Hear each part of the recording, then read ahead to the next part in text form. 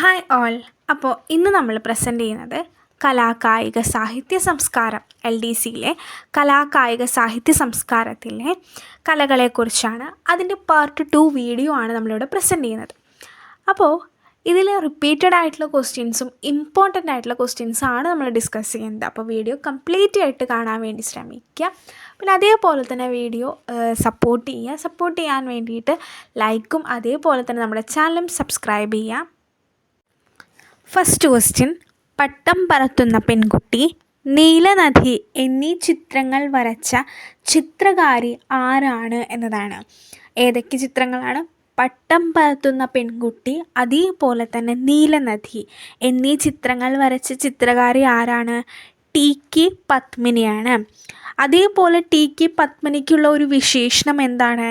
കേരളത്തിലെ അമൃതസർ ഗേൾ എന്നറിയപ്പെടുന്ന ചിത്രകാരിയും കൂടി ആരാണ്? TK പത്മിനിയാണ്. അപ്പോൾ TK പത്മിനിക്ക് 2 ക്വസ്റ്റ്യൻസാണ് വരിക. പട്ടം പറത്തുന്ന പെൺകുട്ടി, നീലനദി എന്നീ ചിത്രങ്ങൾ വരച്ച ചിത്രകാരി ആരാണ്? TK പത്മിനിയാണ്. അതേപോലെ TK പത്മിനിക്കുള്ള അടുത്ത വിശേഷണം എന്താണ്? കേരളത്തിലെ അമൃതസർ ഗേൾ എന്നറിയപ്പെടുന്ന ചിത്രകാരിയും ആരാണ്? TK പത്മിനിയാണ്. അപ്പോൾ നെക്സ്റ്റ് ക്വസ്റ്റ്യൻ, ദേവസ്പന്ദനം എന്ന രചനാസമാഹാരം ഏതു ചിത്രകാരൻ്റെയാണ്? ദേവസ്പന്ദനം MV ദേവൻ്റെ രചനാസമാഹാരമാണ് ഏതെന്ന് പറയുന്നത്? ദേവസ്പന്ദനം എന്ന് പറയുന്നത്. ഈ MV ദേവൻ ഒരു ചിത്രകാരൻ മാത്രമല്ല, അദ്ദേഹം ഒരു ശില്പി കൂടിയാണ്.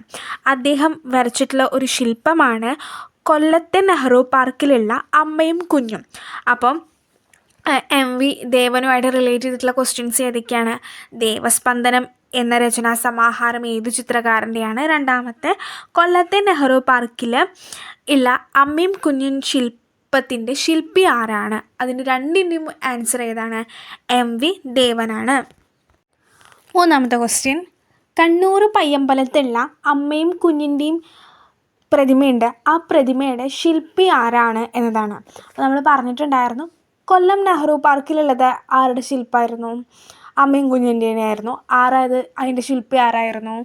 MV ദേവനായിരുന്നു. അപ്പോൾ കണ്ണൂർ പയ്യമ്പലത്തും ഇതേപോലെ അമ്മയും കുഞ്ഞിൻ്റെ ഒരു പ്രതിമയുണ്ട്. അതിൻ്റെ ശില്പി ആരാണ്? കാഞ്ഞായി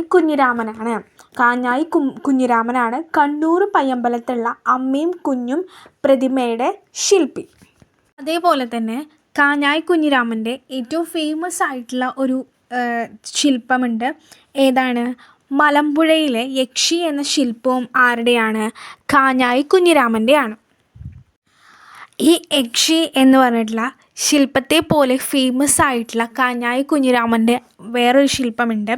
തിരുവനന്തപുരം ശംഖുമുഖം കടപ്പുറത്തുള്ള ഒരു ശില്പമാണ് ജലകന്യക അല്ലെങ്കിൽ സാഗരകന്യക എന്നറിയപ്പെടുന്ന ആ ശില്പവും ആരുടെയാണ്? കാഞ്ഞായി കുഞ്ഞിരാമൻ്റെയാണ്. അപ്പോൾ കാഞ്ഞായി കുഞ്ഞിരാമനുമായിട്ട് ബന്ധപ്പെട്ട് 3 ക്വസ്റ്റ്യൻസാണ് വരാൻ ചാൻസ്. കണ്ണൂർ പയ്യമ്പലത്തുള്ള അമ്മയും കുഞ്ഞിൻ്റെയും പ്രതിമയുടെ ശില്പി ആരാണ്? കാഞ്ഞായി കുഞ്ഞിരാമനാണ്. അതേപോലെ മലമ്പുഴയിലെ യക്ഷിയുടെ ശില്പി ആരാണ്?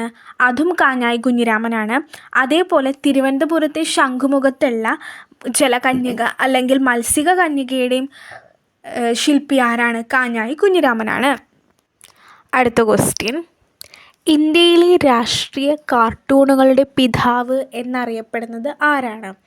ഇന്ത്യയിലെ രാഷ്ട്രീയ കാർട്ടൂണുകളുടെ പിതാവ് എന്നറിയപ്പെടുന്നത് കാർട്ടൂണിസ്റ്റ് ശങ്കരനാണ്.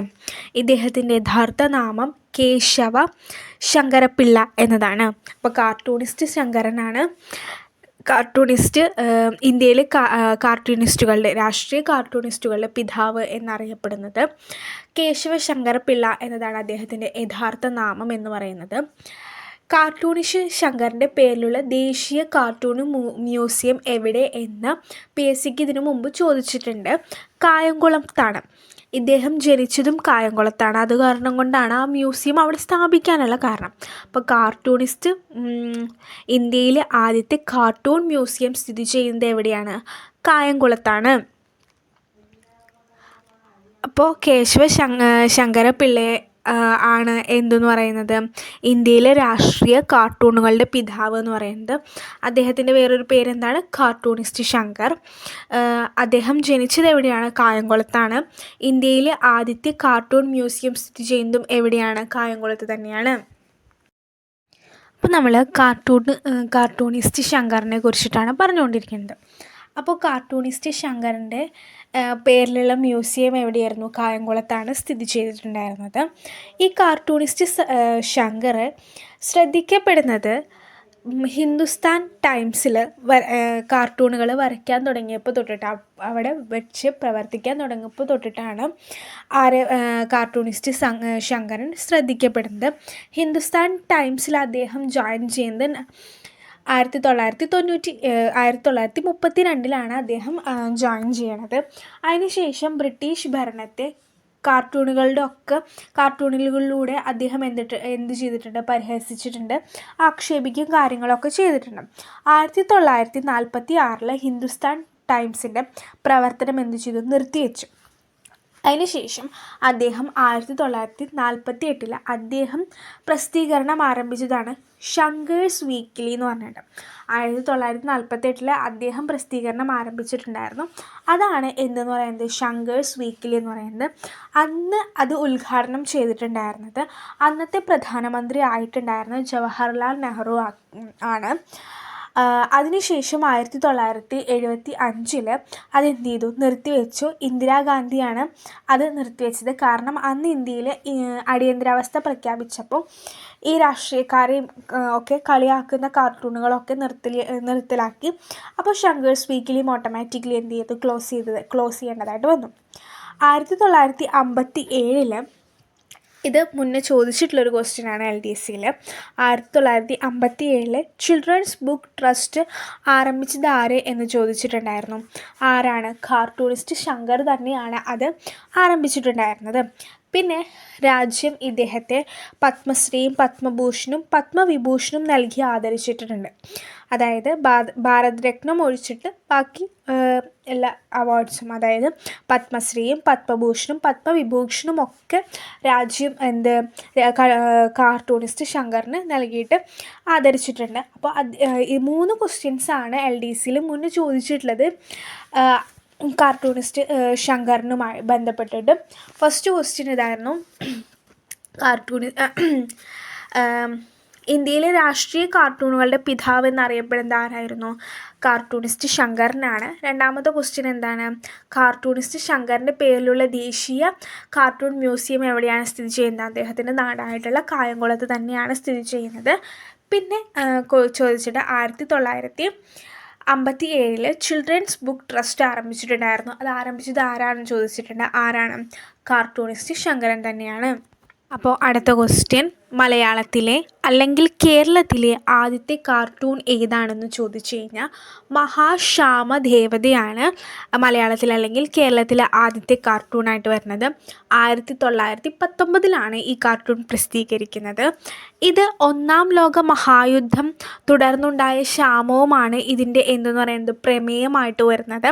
ഇത് അച്ചടിച്ചിട്ടുള്ള മാഗസിൻ വിഭൂഷകൻ എന്ന് പറഞ്ഞിട്ടുള്ള മാഗസീനിലാണ് ഇത് അച്ചടിച്ചിട്ടുള്ളത്.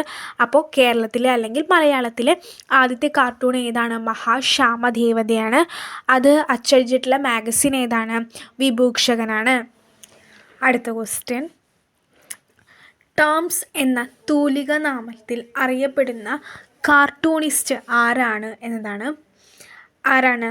VT തോമസ് ആണ് ടോംസ് എന്ന തൂലികാ നാമത്തിൽ അറിയപ്പെടുന്നത്. ഇദ്ദേഹത്തിൻ്റെ ഏറ്റവും ഫേമസ് ആയിട്ടുള്ള കാർട്ടൂണാണ് ഏതെന്ന് പറയുന്നത് ബോബനും മോളിയും.